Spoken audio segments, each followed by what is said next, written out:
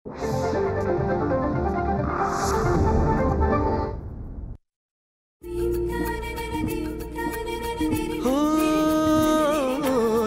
स्वरांचे बनती गाणे, साजनवानंद तराणे, रसिकांची ही जुळते नाते घडते जेव्हा सुरेल गाणे.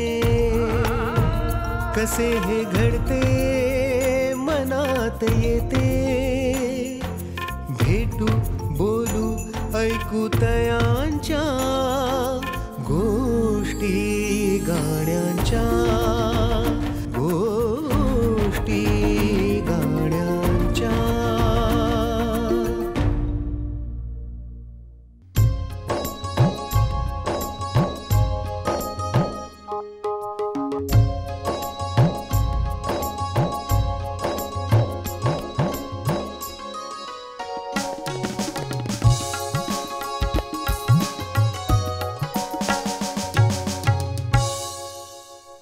नमस्कार. गोष्टी गाण्यांच्या कार्यक्रमात आपल्या सगळ्यांचं पुन्हा एकदा स्वागत आहे. गाण्यांच्या गोष्टी उलगडत असताना त्या संगीतातले बारकावे, त्या गीतातले बारकावे आपल्या सगळ्यांच्या समोर येत आहेत आणि गायक, संगीतकार, गीतकार या सगळ्यांच्या दृष्टीने ते गाणं तयार कसं झालं या सगळ्या गोष्टी अनुभवायच्या आहेत आणि तेच अनुभव आज आपल्या सगळ्या रसिकांना पुन्हा एकदा मिळत आहेत.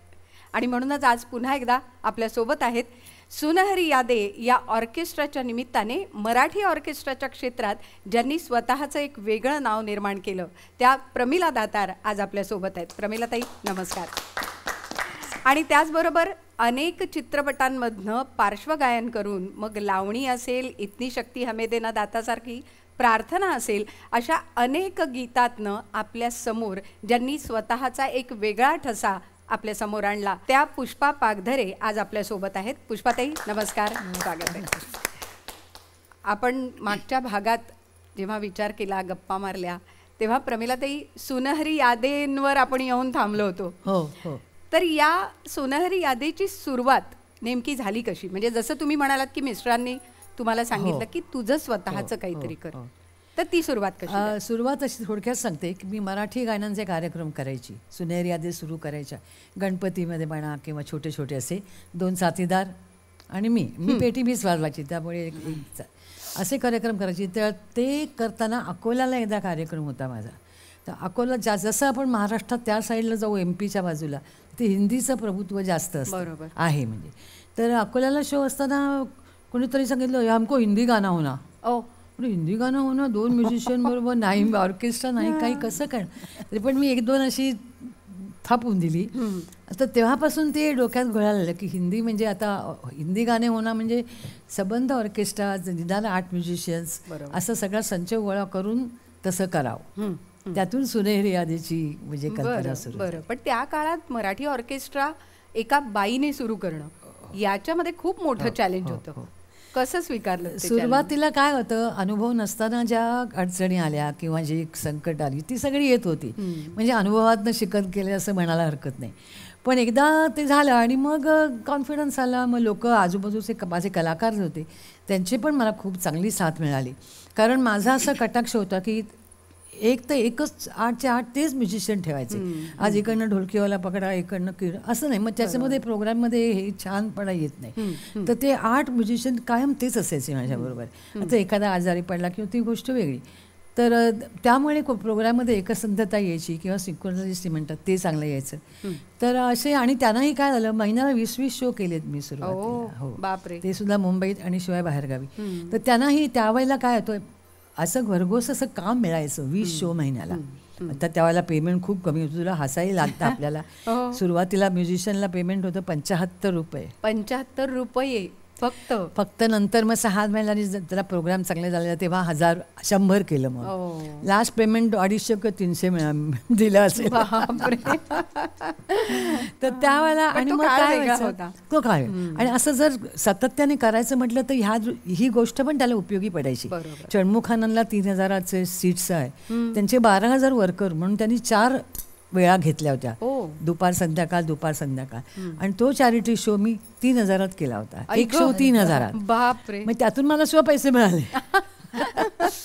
तर असं त्यावेळेला आर्थिकदृष्ट्या म्हणा किंवा कलाकारांचं कोऑपरेशन ह्या दृष्टीने सगळं छान मिळत गेलं. म्हणून हे पुढे चालवणं शक्य झालं. आणि जवळपास 4,000 4,000 झाले. हो, बरोबर? 25 वर्ष. आणि 4,001 वा प्रयोग तुम्ही हां. नुकताच शिवाजी शिवाजी मंदिरला केला. तर पुन्हा इतक्या वर्षानंतर आपण ते करावं हो. हे का वाटलं? कारण ना माझ्या मैत्रिणींनी सगळ्यांनी मला भरीला घातलं की आता, कारण मी तुला सांगितलं ना मामा नाही की गेले 2.5 वर्ष मी जवळजवळ रोज एक माझी आठवण आणि गाणं असं नुसत्या पेटीवर बसून लोकांना व्हॉट्सॲप म्हणायला पाठवते.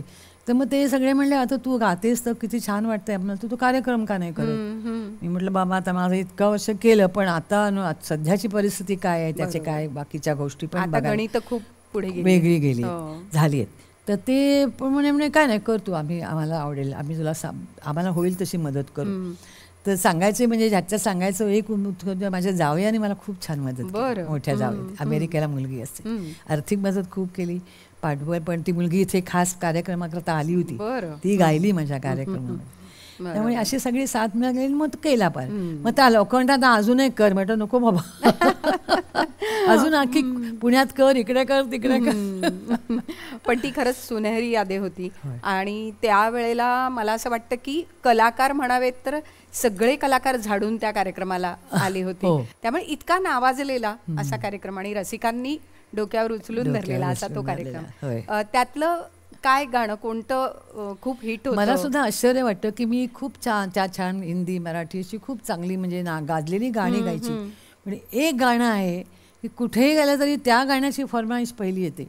कारण माझं पहिलं एक गाणं असायचं हिंदी आणि दुसरं मी लगेच ते मराठी म्हणायची. ते गाणं, ते पर्टिक्युलर गाणं, त्या जागी ते गाणं नाही गायलं तर लोक आरडाओरडा करताना त्याचं आज म्हणतात का नाही कुणाच ठाऊक. तर ते गाणं म्हणजे पाडाला पिकलाय आंबा. वा, लावणी. त्याची एक आठवण आहे, सुलोचनाबाईंची लावणी आहे, सगळ्यांना माहिती आहे. तर त्यांचा कार्यक्रम होता एक, माझे कार्यक्रम बरेच झाले होते, माझ्या नावाला ती लावणी रजिस्टर झाली. तर सुलोचनाबाईंकडे कोणतरी गेला माणूस, म्हणाला ती प्रमिलाबाईंची लावणी म्हणा ना पाडाला पिकला. सुलोचनाबाई होय. आणि त्या इतक्या भडकल्या, साहजिक आहे ती तिची नाही आहे माझी. त्यांच्यावर माझे कार्यक्रम खूप जास्त व्हायचे, जास्त वेळा गायली गेली माझ्याकडनं. पण असंच होतं ना, एखादं गाणं एखाद्या गायकाचं होऊन जातं, तसं काहीसं झालं. मला वाटतं आज आम्हाला ते गाणं ऐकायला आवडेल, त्याच्याशिवाय संपणार कार्यक्रम. त्यामुळे आमचीही फरमाईश आहे, पाडाला पिकलाय होऊन जाऊ दे. येस.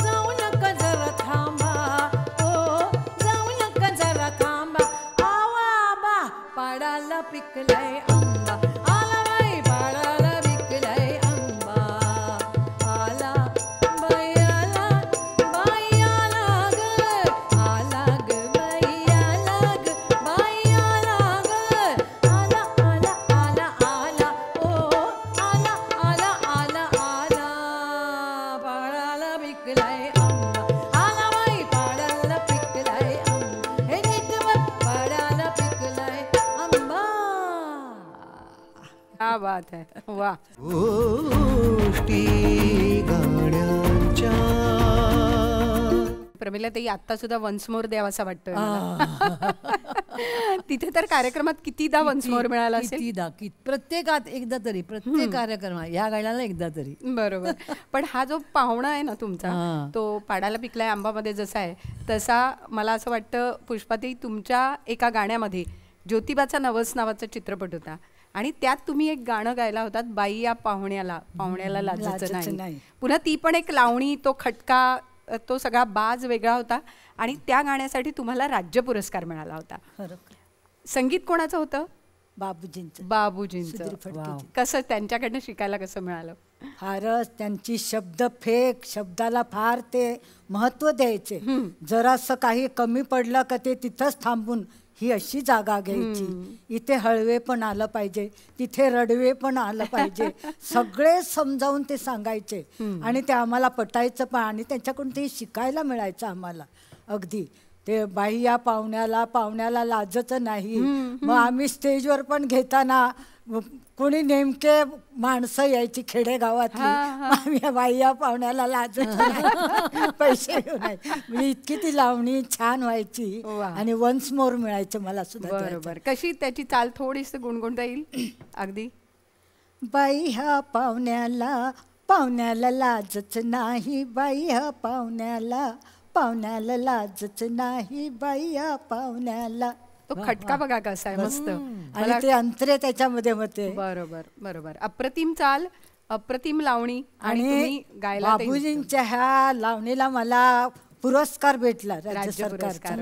तर मी एक भाग्यवानच त्यामुळे खरं म्हणजे म्हणायचं तर बाबूजींच्या पिक्चर मध्ये. कारण बाबूजी ह्याला भाग्य लागते हो, त्यांच्या पिक्चरला, त्यांच्या गाण्याला मला अवॉर्ड मिळालं. त्यामुळे मला मी फारच समाधानी आहे आणि मला फार अभिमान आहे की बघा त्यांच्या पिक्चरला, त्यांच्या गाण्याला मला अवॉर्ड मिळाला, राज्य पुरस्कार मिळाला. मला वाटतं आपण ते मुळातनं ऐकूया. म्हणजे ती जी नजाकत आहे त्या ढोलकीची, त्या चालीची, त्या सगळ्याचीच, तर आपण ऐकूया. कोणाचा?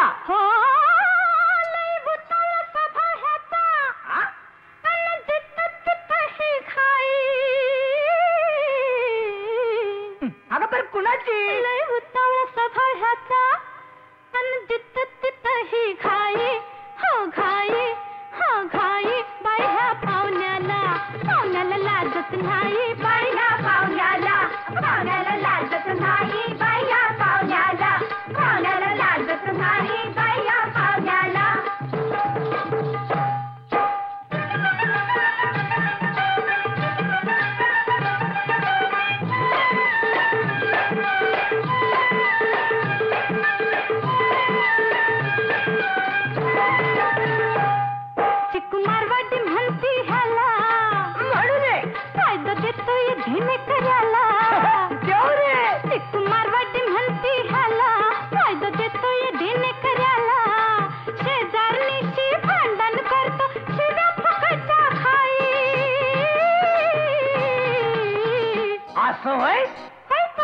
शेजारणीशी भांडण करतो, शिव्या फुकटच्या खाई, हो खाई, हो खाई.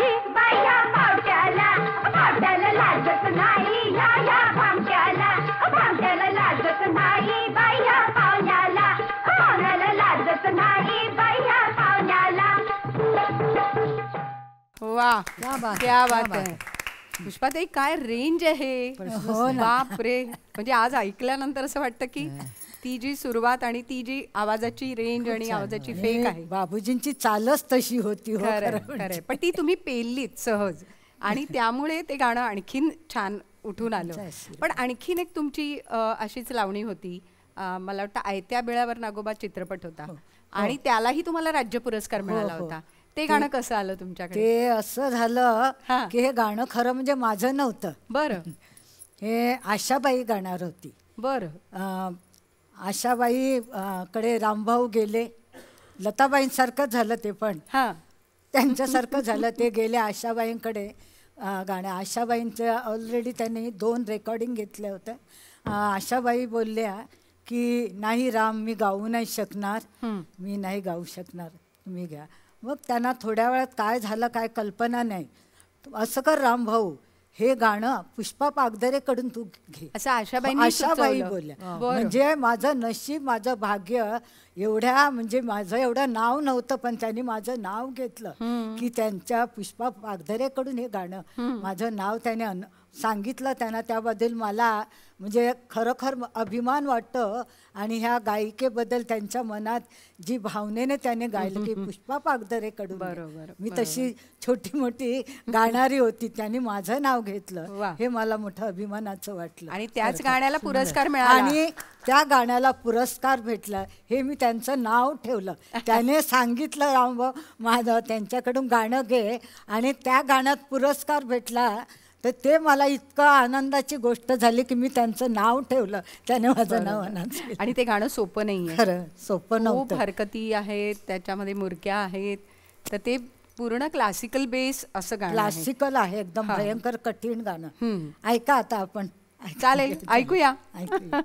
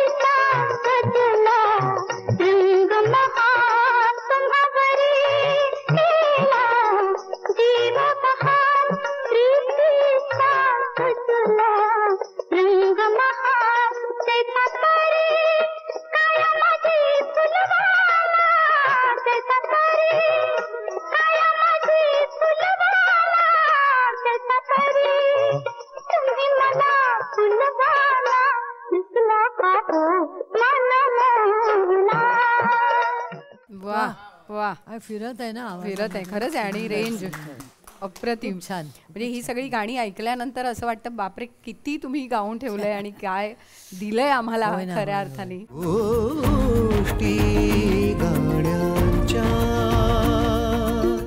अशाच प्रकारे प्रमिलाताई, तुमच्या बाबतीत एक असं अवॉर्ड तुम्हाला मिळालं सूरसिंगार संसदचं. 92 नवरे सांभाळा चित्रपट होता आणि उभी अशी त्रैलोक्य सुंदरी. आणि कोणाबरोबर डुएट आशाबाईंबरोबर. वा, म्हणजे तेच आता आशाबाईंनी त्यांचं नाव सुचवलं आणि ते गाणं झालं. आधीच मी अर्धा जीव झाले होते आशा. पण ते वसंतरावांनी ओळखलं आणि वसंतरावांना असं म्हटलं की आशाबाईंच्या बरोबर गाताना या खूप अवघडतील आणि कॉन्शियस होतील म्हणून आशाबाई आपला भाग गाऊन गेल्या. अच्छा. आणि नंतर माझं एक संद रेकॉर्ड केलं. बरं. त्यामुळे ते म्हणजे बऱ्यापैकी त्याला ते अवॉर्ड मिळालं, सूरसिंगार संसदचं मिया तानसेन अवॉर्ड. बरोबर. पण त्या गाण्याच्या वेळी, त्या रेकॉर्डिंगच्या वेळी काय घडलं होतं किंवा काय, कसं शिकलात ते गाणं त्यांच्याकडनं? गाणं वसंतरावांनी व्यवस्थित शिकवलं. जो मधला आशाबाईंचा पार्ट होता त्याने आपल्या स्टाईलमध्ये काय काय गाऊन गेल्या, ताना काय नाही काय काय, तर त्या आधी आपला पार्ट गाऊन गेल्या होत्या किंवा मग नंतर केला असेल. एसएल स्टुडिओ शशांकजींचा होता, तिथे ते गाणं रेकॉर्ड केलं. बरोबर. आणि तुम्हाला काय सांगू, म्युझिशियन्स कोण होते? हरिप्रसाद चौरसिया, झरीन दारूवाला, भवानी प्रसाद. अरे बापरे, म्हणजे मला नावं घेताना अंगावर.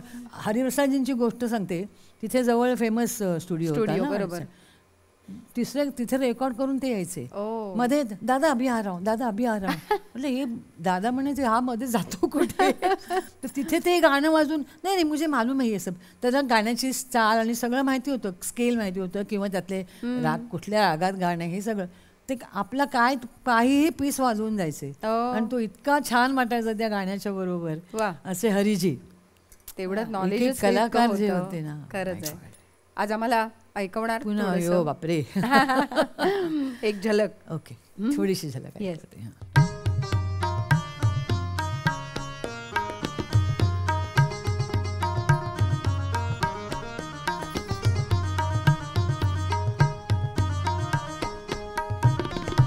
उभी अशी त्रैलोक्य सुंदरी मी मदनाची सखी.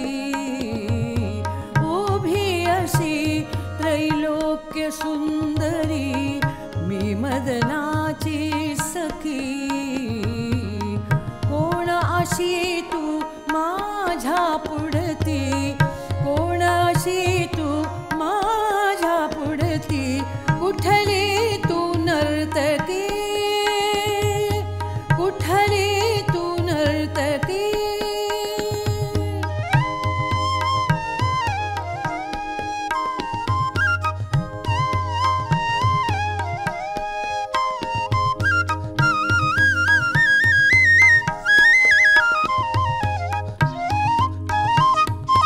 पाठीशी नटराज उभा, पाठीशी नटराज उभा. छत्रतयाचे शिरे, छत्रतयाचे शिरे. रूप गर्विता तुझ्या सारखी, रूप गर्विता तुझ्या सारखी. झुकेल पायावरी, झुकेल पायावरी.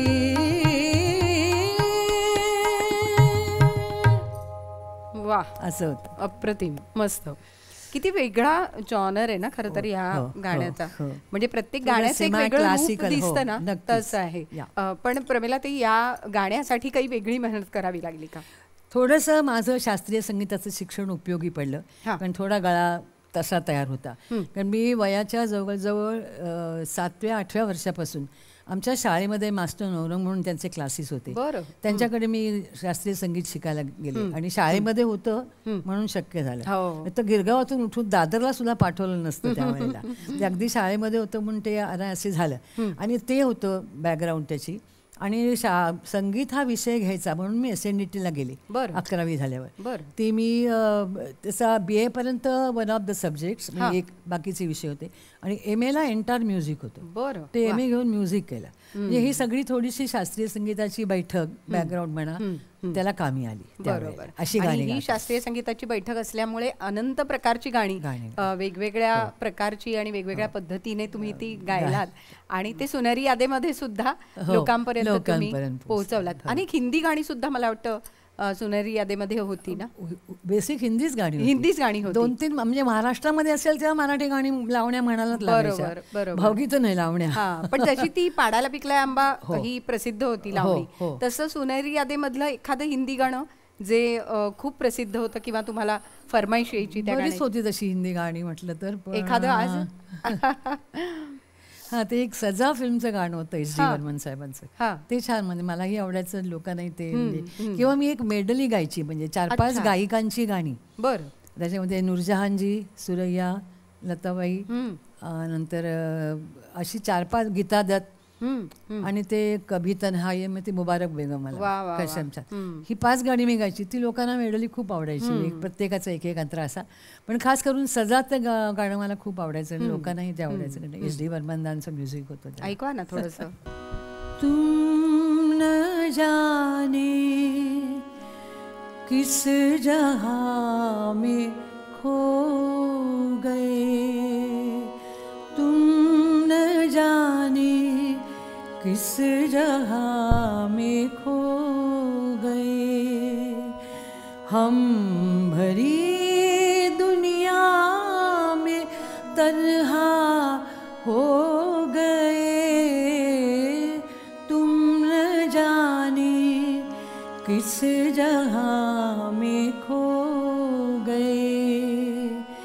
हम भरी दुनिया में तन्हा हो गए,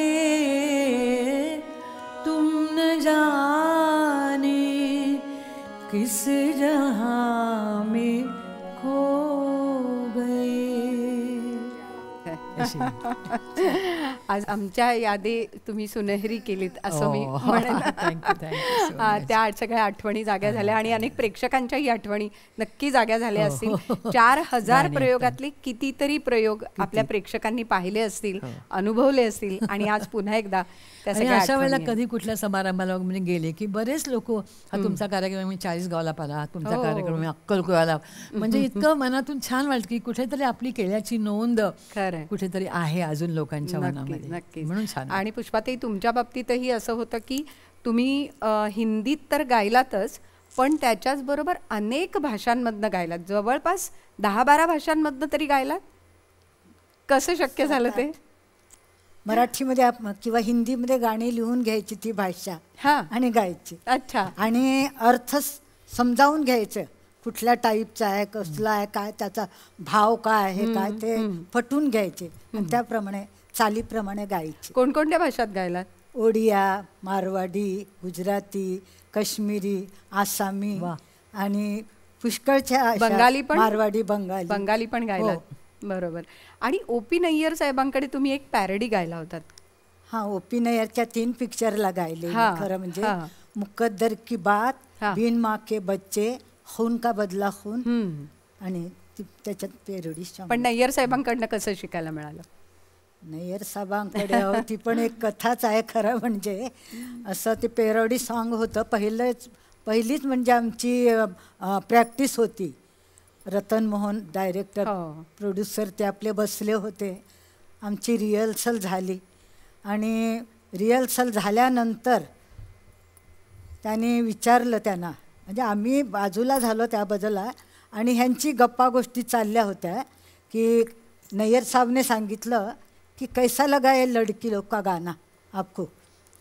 तो बोलता है बहुत अच्छा लगा, वाणी जयराम ठीक गाई, उत्तरा केळकर ठीक गाई, मगर वो जो पुष्पा जी है उनका गाना हमें अच्छा नहीं लगा. अरे बापरे. बस एवढं बोलायचं. त्यांनी स्क्रिप्ट फेकून दिली नय्यर साहबाने. बापरे. आपने क्या कहा, उनके आवाज अच्छी नहीं, आप क्या जानते, संगीत का कुछ जानते, आवाज कैसा क्या क्या आप जानते हैं क्या कुछ, आपने कैसा कहा, वो उनका ठीक नहीं लगा आणि स्क्रिप्ट त्यांनी फेकून दिली. बापरे. मुझे नहीं आपका पिक्चर थोडी करना. पावती मिळाली. खरंच आहे. एकदम आपकी पिक्चर नहीं करनी. अच्छा, पिक्चरही नाही करणी. हा, एवढंपर्यंत बोलले ते. बरं. आम्हाला नंतर त्यांनी नय्यर साहेबने सांगितलं, कारण मी ऐकलं ना, आम्ही बाजूला झालो होतो मुली 3 जण, आम्ही वाणी आणि उत्तराणी. तर नंतर त्यांनी सांगितलं, तर स्क्रिप्ट फेकली. मग त्यांनी माफी मागितली. नय्यर साहेब जी गलती हो गई, ठीक हो कुछ नाही. आणि माझी एक अशी, जोपर्यंत गाणं मला बसत नाही तुम्ही मोकळ्या आवाजात मी गात नाही. माझी ही पहिल्यापासून सवय आहे. कुठेही जोपर्यंत गाणं माझ्या ध्यानात येत नाही तोपर्यंत मी मोकळ्या आवाजात गात नाही. तर त्यामुळे असं त्यांना वाटलं.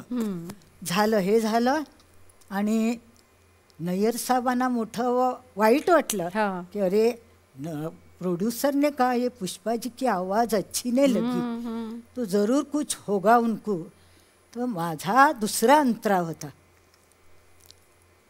अंतरा होता वाणीचा पहिला आणि उत्तराचा शेवटचा होता. तर दुसरा अंतरा उत्तराला गायला दिलं. अच्छा. आणि शेवटचा अंतरा माझा ठेवला. बरं. त्यांना असं वाटलं अगर ये पुष्पाजी ठीक नाही गाई तो कट कर दू. ओके. असं त्यांना वाटलं, म्हणून माझा शेवटचा अंतरा ठेवला. मला काय वाटलं नाही आणि रेकॉर्डिंगच्या वेळेला तिथं सांगितलं, त्यामुळे मला काय तेवढं वाटलं नाही की हे कशामुळे झालंय. वाणी जयराम पहिला उत्तरा गायली आणि तिसरं माझं चालू झालं अंतरा. आणि सुरुवात केल्याबरोबर ते रतन मोहनजी अशी उभे राहिले. अच्छा. नय्यर साहब अरे क्षमा मागता, कोण गा रे, आशाजी जा रे. मी एवढे आशाजीचे हे नाही, मी नाव घेते, त्यांनी सांगितलं तसं, हे आशाजी गा रे. बोलता पागल है कटे तिकडेच कट केलं अरे. रेकॉर्ड आणि माझ्या रूममध्ये घेऊन आले मी जिथे गात होते तिथे. बोलता है आपको जिसके आवाज पसंद नहीं थी वही गा रहे मेरी क्षमा मांगी पुष्पा जी मुझे क्षमा कर दे मुझे लगा ऐसा. ती केवढी मोठी आवाज गा- केवढी मोठी पावती आहे. आणि त्यांना वाटलं आशाजीची मी बरोबरी करू शकत नाही माझा आवाज. आशाजी माझी गुरु आहे खरं म्हणजे कारण पहिल्यापासून मी त्यांचीच गाणी पिकअप करत आली होती स्टेजवर गात होती. बरोबर. त्यामुळे त्यांना तसं वाटलं काय पण त्याने तिथे माझी माफी मागितली वा, आणि शेवटी मग माझा अंतरा जसा होता दुसरा तो तसाच ठेवला. क्या बात. क्या बात आहे, क्या बात आहे. गोष्टी गाण्यांच्या.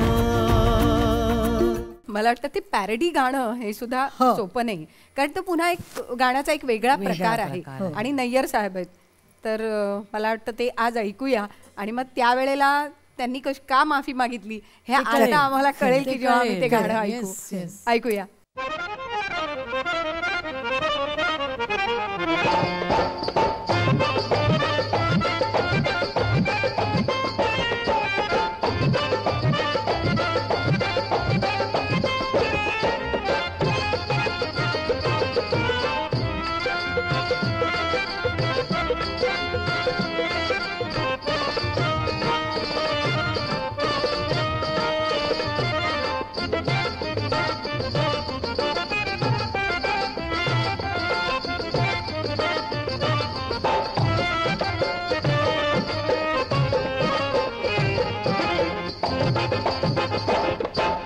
प्यार भरा कजरा अखियों में डाल के लाई हो कहाँ से गोरी नखरे कमाल के जुल्मी यार की माला लेकर तेरे गले का हार बना दूं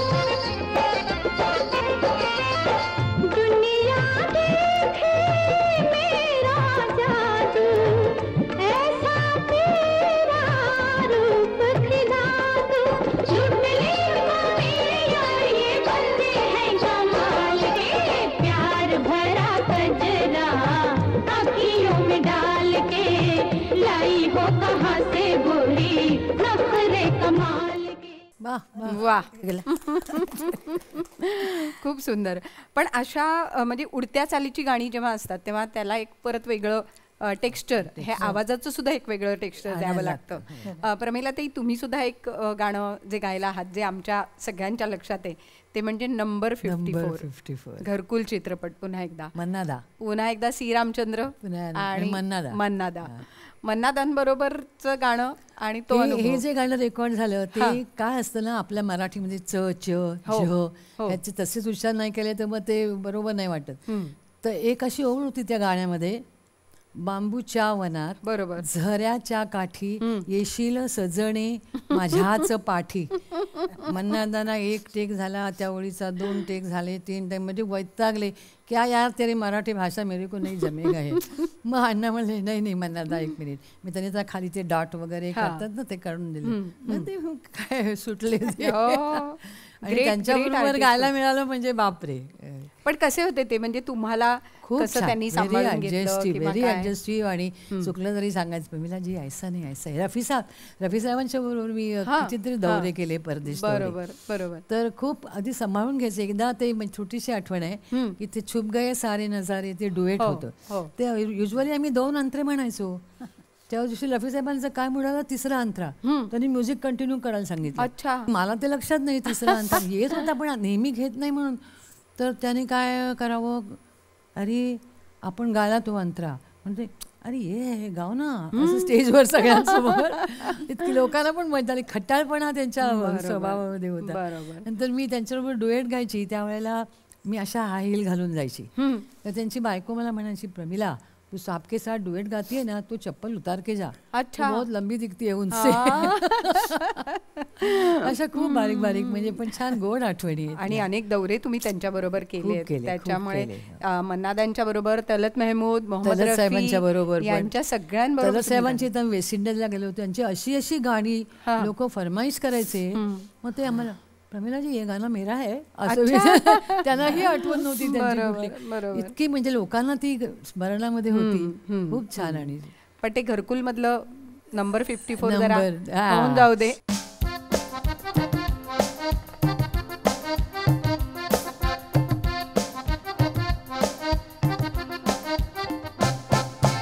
Number 54, the house of the bamboo door.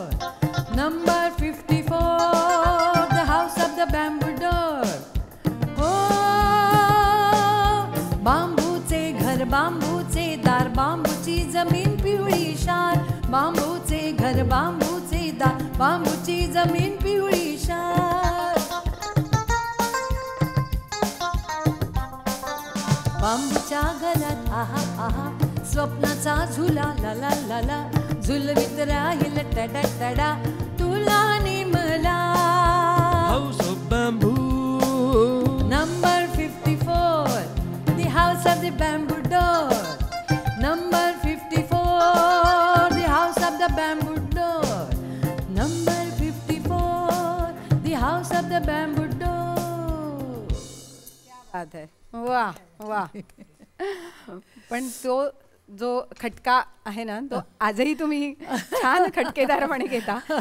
पण मला खरंच आश्चर्य वाटतंय की 82व्या वर्षी इतका सूर कणखरपणे लागतोय. काय मेहनत केली आहे, काय साधना आहे? मी थोडासा सुरुवातीला रियाज म्हटलं. चालू आहे रोज. म्हणजे मी जे गाणं पाठवते त्यातनं त्याच्या आधी मी जरा एक तासभर रियाज करते आणि नंतर ते म्हणजे आवाज सुटतो जरा. कारण सकाळी सकाळी आवाज आणि माझ्या आवाजाला पण खूप त्रास झाला होता. मी थोडासा बरं. 85 साली प्रोग्राम सुरू करून 10 वर्ष झाली होती फक्त.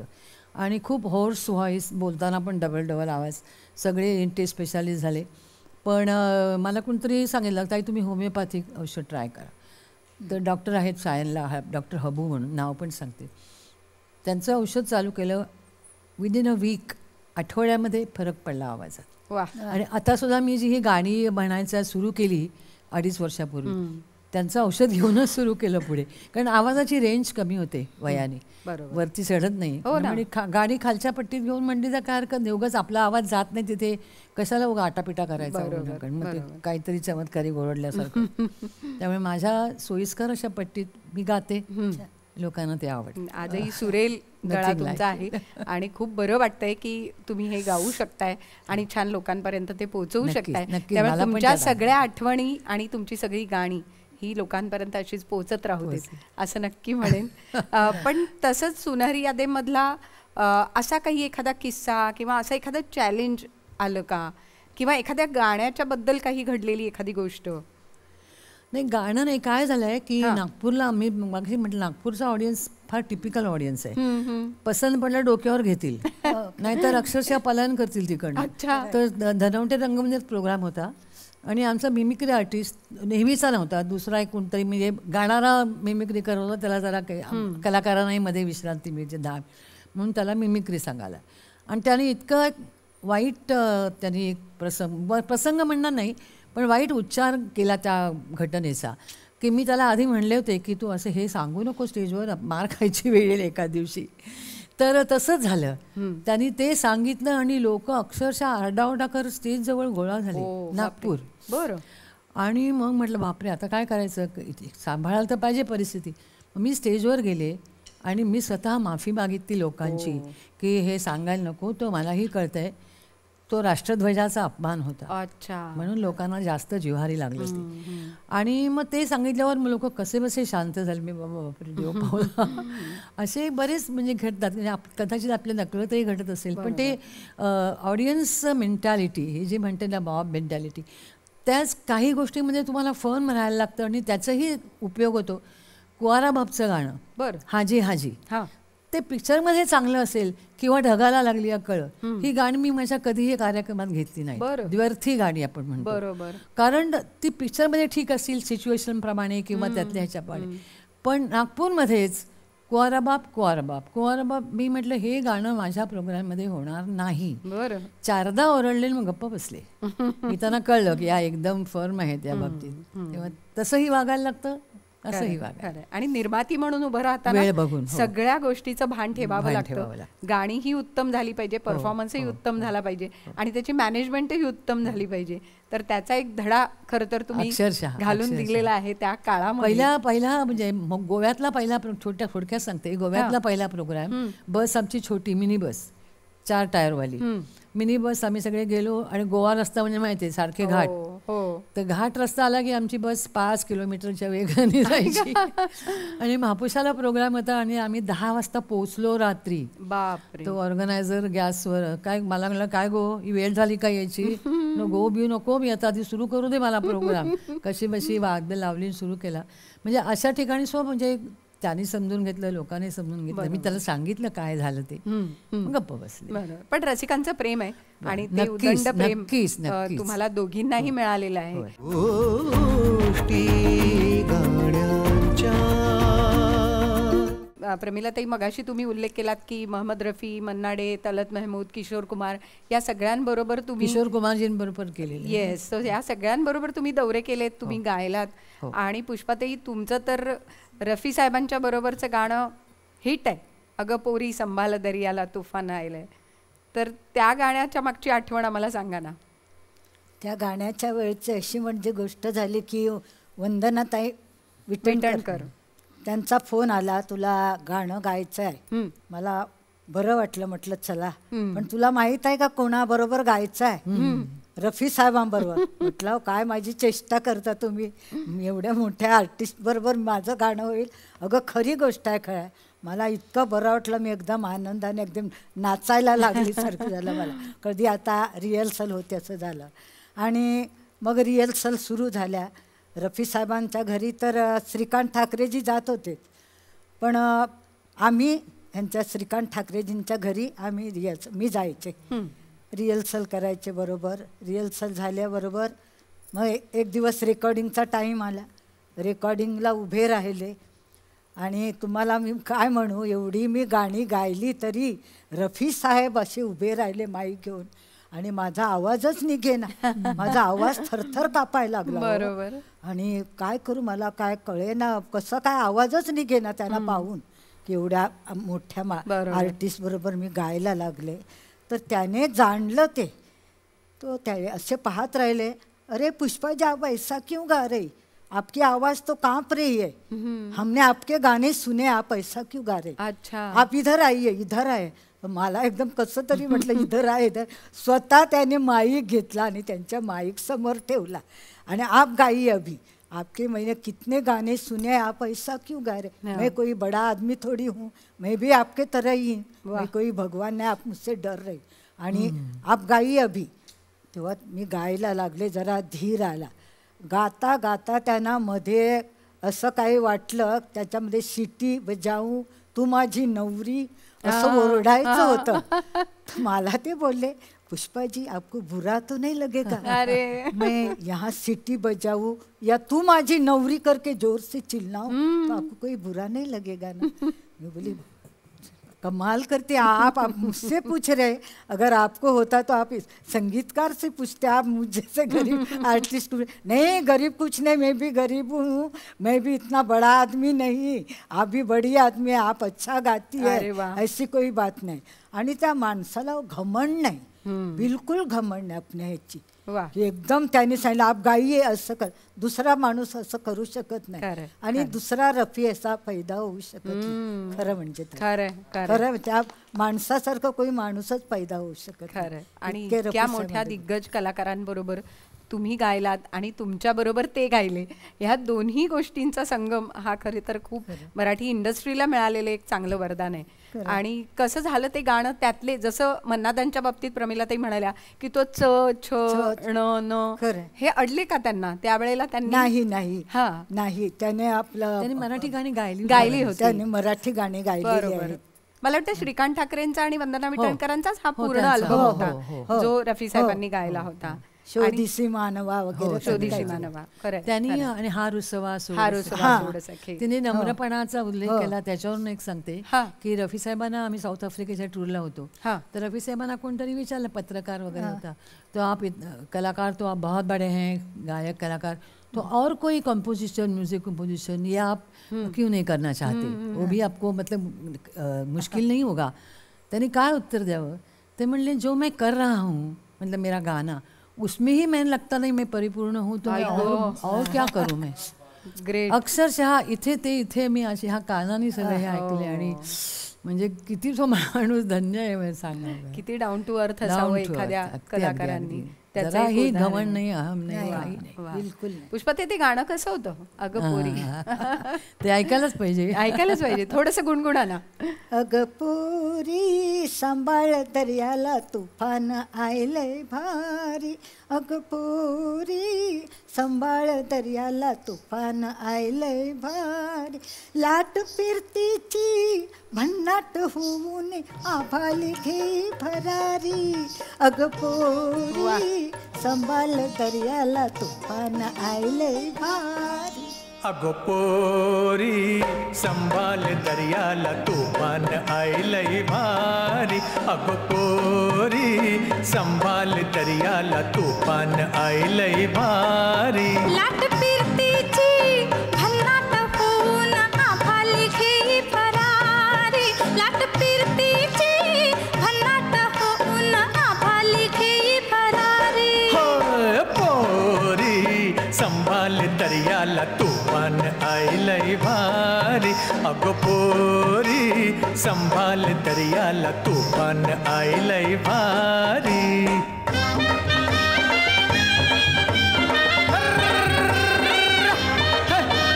हे पोरी बघ बघ. हा बघते हा.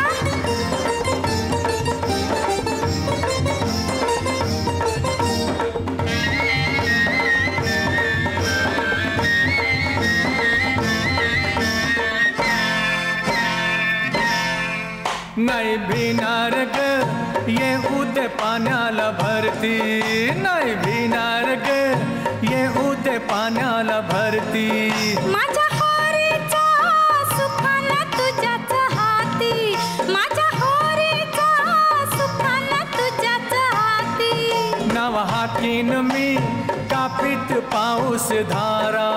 मले ठसला रा तुझा ह्या मर्दानी तोरा. झाल्यात गाली सोनेरी मासली. नको करू शिरजोरी. अग पोरी संभाल दर्याला तूफान आयलय भारी. अग पोरी संभाल दर्याला तूफान आयलय भारी. वा वा. पुष्पाताई, तुमच्या बोलण्यात उल्लेख आला होता सुरुवातीला की कोळी समाजातनं तुम्ही आहात आणि मला असं वाटतं की हे गाणं खास तुमच्याचसाठी मिळालं हो की. हो आमच्यासाठी. मी कोळी समाजातली आहे, सातपाटी गावची. त्यामुळे हे गाणं गायल्यानंतर ते खास तुमच्यासाठी असं झालं. आणि खरोखर अप्रतिम गाणं. तुमची रेंज, तुमचं गाणं, तुमच्या दोघींचीही ही सगळी गाणी ऐकताना तो एक काळ आमच्याही डोळ्यासमोरून गेला आणि आपल्या प्रेक्षकांच्याही डोळ्यासमोरून नक्कीच गेला. पुष्पाताई, तुमचं एक गाणं मला स्वतःला खूप आवडतं आणि मी तुम्हाला त्या गाण्याबद्दल विचारलं होतं, मैत्रिणीनो थांबा थोडं. हो, आठवतंय? आठवत नाही, फार पूर्वी झालेलं एकदम. आता मला ते आठवत नाही गाणं खरं म्हणजे. मी म्हणू तुमच्यासाठी? म्हणा ना, मला बरं वाटेल. वा, खरंच वा, वा. खरंच मलाही आवडेल ऐकायला. कृष्णा कल्याणी गायलेलं ते. मैत्रिणीनो थांबा थोडं, खुशाल मग्न हसा. नका विचारू या वेडीला, संसार करशील कसा. नका विचारू या वेडीला, संसार करशील कसा. वा, वा, वा, छान गायलं तो. म्हणजे एका गायिकेला माझ्याकडनं ही छोटीशी एक. अरे, थँक्यू. मस्त, पण तुम्ही छान छान गायलं, तुम्हाला आठवण राहिली. चांगले कारण आम्ही कॉलेजमध्ये असताना ही सगळी गाणी म्हणायचो वा. आणि ती देणगी आहे तुम्ही सगळ्यांनी दिलेली. कृष्णा कल्याणी मी कृष्णा गायलेलं कल्ले ते. आणि तुम्ही खरं. गायला होतात. सो थँक्यू, तुमच्याकडनं पण साथ मिळाली. तर अशाच ह्या गोष्टी संपणार नाहीत आणि कदाचित कितीही वेळ गेला तरीसुद्धा तुमच्याकडनं खूप छान छान आठवणी आम्हाला ऐकायच्या आहेत आणि ऐकत राहावंसं वाटतं. पण आता पुन्हा एकदा थांबायची वेळ झाली आहे. पण हा कार्यक्रम संपवताना, ही मैफिल थांबवताना मला प्रमिलाताई तुमच्याकडनं एक भैरवी ऐकायचे. तर गीत गोपाल कार्यक्रम जेव्हा चालू होते स्टेजवर, तेव्हा लक्ष्मी शंकरजी, ज्या अतिशय सुंदर आणि काबिल शास्त्रीय संगीताच्या गायिका, त्या हे गाणं गायच्या. माझ्यासाठी तरी एकदा अण्णाने मुद्दाम त्या करता यायच्या. बरोबर. पण नंतर इव्हेंच्युअली त्या अमेरिकेला निघून गेल्या. मग ते रेकॉर्डमध्ये पण आणि स्टेजवर मग मी गायची ते गाणं. तर ही भैरवी आहे. माझ्यासाठी तरी एकदा गोकुळी येऊन जाई मुकुंदा. बरं, अशी वा. आहे. त्या भैरवीनेच आपण समारोप सांगता करूया. करूया. पण आपल्या प्रेक्षकांना मला नक्की सांगायला आवडेल की असा संगीताचा सुवर्णकाळ या गायिकांमुळे आपल्या डोळ्यासमोर उभा राहिला. आणि खरंच खूप धन्यवाद तुमच्या दोघींचेही की तो काळ आमच्यासमोर आज आणला. आणि अशाच पद्धतीने अशाच काही नवीन कलाकारांसह आपण भेटणार आहोत गोष्टी गाण्यांच्या या कार्यक्रमातल्या पुढच्या भागात. आज इथेच थांबूया, पण अर्थात भैरवी ऐकून सांगता करूया.